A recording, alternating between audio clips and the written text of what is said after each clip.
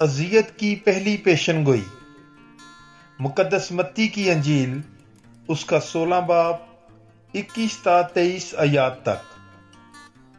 اس وقت سے یسوع اپنے شاگردوں پر ظاہر کرنے لگا کہ ضرور ہے کہ میں یروشلم کو جاؤں اور بزرگوں اور سردار کہنوں اور فقیوں کے ہاتھ سے بہت دکھ اٹھاؤں اور قتل کیا جاؤں اور تیسرے دن جی اٹھوں۔ اس پر پطرس اسے الگ لے جا کر اس سے اعتراض کرنے لگا اور کہا، اے خداوند، تیری سلامتی ہو، یہ تجھ پر کبھی واقع نہ ہوگا۔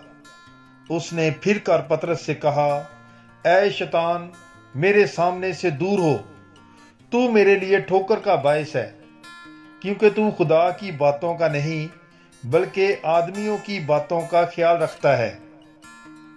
پاک کلام کے پڑھے اور سنے جانے پر خداوند کی برکت ہو۔ خدا کا شکر ہو۔